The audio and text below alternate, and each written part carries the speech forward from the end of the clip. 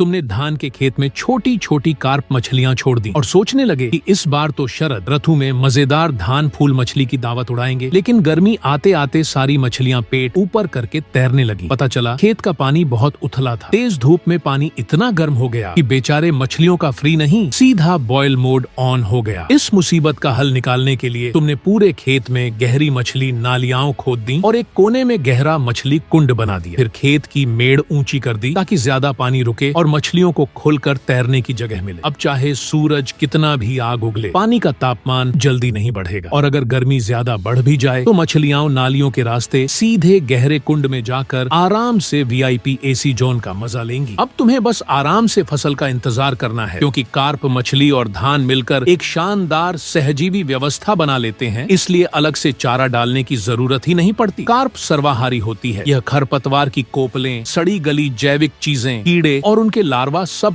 चट कर जाती है। इससे पानी भी साफ रहता है और धान पर कीटों का हमला भी काफी कम हो जाता है। इतना ही नहीं, मछलियों का मल नाइट्रोजन, फास्फोरस और पोटेशियम से भरपूर होता है, जो बेहतरीन जैविक खाद बनकर धान को पोषण देता है। यानी रासायनिक खाद की जरूरत भी काफी कम हो जाती है। उधर धान भी मछलियों का पूरा ख्याल रखता है। जैसे जैसे पौधे बड़े होते हैं, उनकी घनी पत्तियां धूप को रोकती हैं और खेत के पानी का तापमान लगभग 22 से 28 डिग्री सेल्सियस के बीच बनाए रखती हैं। इस तापमान पर मछलियां बिना रुके खाना खाती रहती हैं और जल्दी बड़ी हो जाती हैं। जब धान में फूल और दाने बनने लगते हैं तो ढेर सारे धान के फूल पानी में गिरते हैं। इनमें स्टार्च, पौधों का प्रोटीन और कई पोषक तत्व होते हैं, जो मछलियों के लिए बढ़िया प्राकृतिक भोजन बन जाते हैं। इससे उनकी बढ़वार और भी तेज हो जाती है। साथ ही धान की जड़ें लगातार घुली हुई ऑक्सीजन छोड़ती रहती हैं। पानी में ऑक्सीजन भरपूर होने से मछलियां दिन रात तैरती रहती हैं, जिससे उनके शरीर में चर्बी कम होती है और मांस कसा हुआ, मुलायम और बेहद स्वादिष्ट बनता है। ऊपर से मछलियों के शरीर से निकलने वाला अमोनिया धान की जड़ें तुरंत सोख लेती हैं, इसलिए पानी गंदा नहीं होता और मछली में बदबू भी नहीं आती। यही वजह है कि धान फूल मछली का स्वाद